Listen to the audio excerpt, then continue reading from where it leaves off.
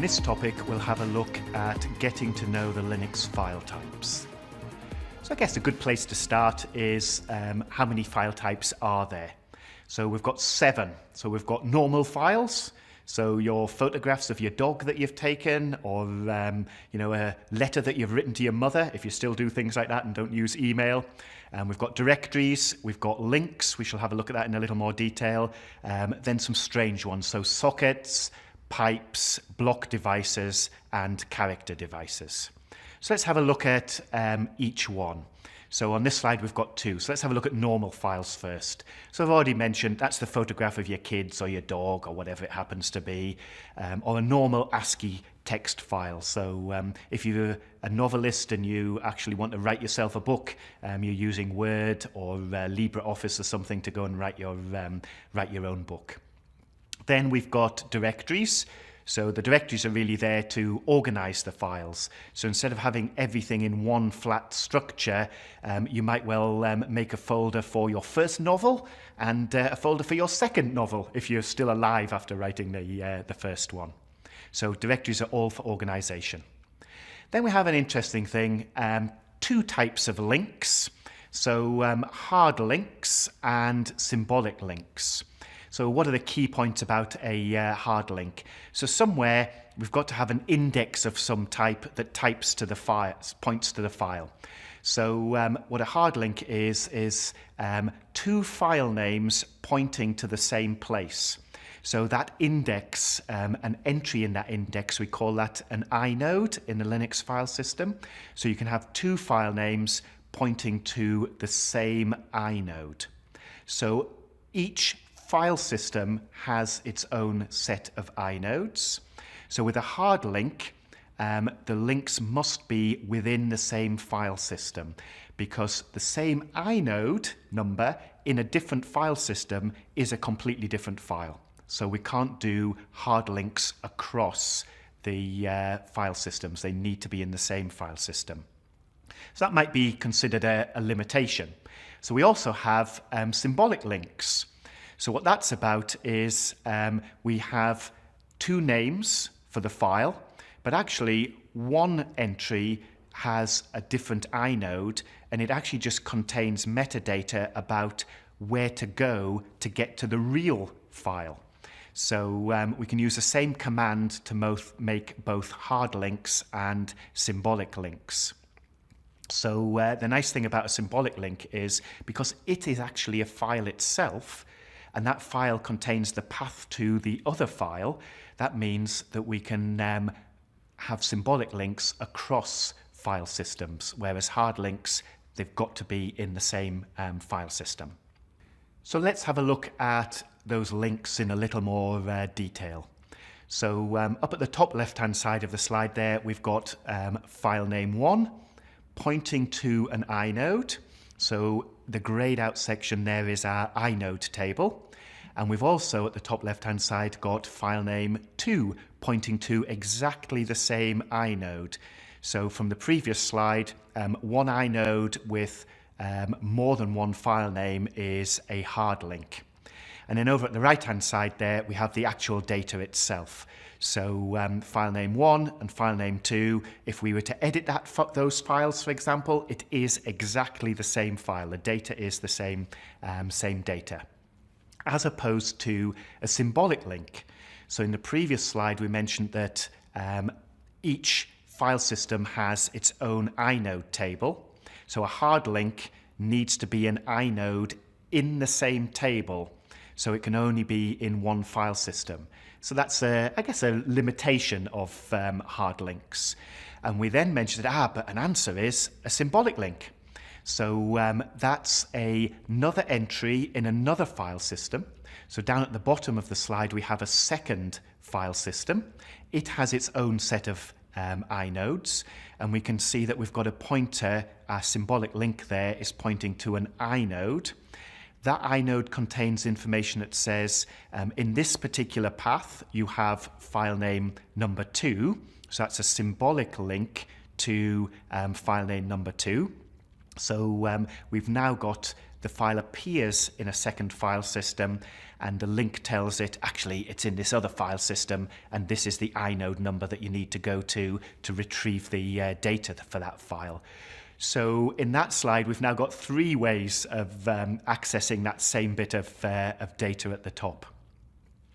And the last one, you can have symbolic links inside the same file system. There's nothing wrong with that, and we've got an example of that on the slide as well. So the final one would be a desktop shortcut. So that's completely different. So that's a file in a folder underneath a user's home folder. There's a desktop folder, and it's simply a pointer to where that data is. Next type of file. So we've got device files. So everything except a network card is represented as a file. These live in the /dev folder, and it links the hardware to a driver in the kernel.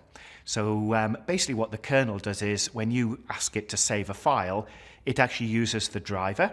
The driver goes and writes to /dev /something.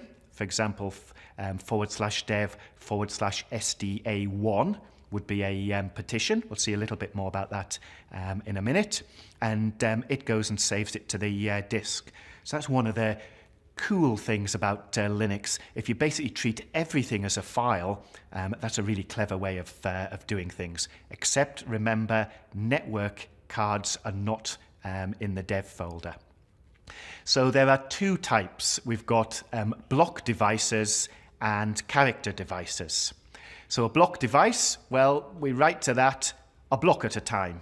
So if you can think of something we write to a block at a time, an example would be a disk. You don't write 1 character at a time to a disk or read 1 character at a time. You generally read an entire block in or write an entire block out, even if that block isn't full. Yeah, you write it as a entire block, as opposed to something like a character device. So I've been giving examples of writing to disks, but the /dev files, you also read from them. So a question you ask yourself is, do you type 7 characters at the same time? So there'll be a device for your keyboard. The answer is no, I type 1 character at a time. So when you're reading data in from the keyboard, it would be a good example of a character device. And now in Linux, we don't need to worry about creating these devices.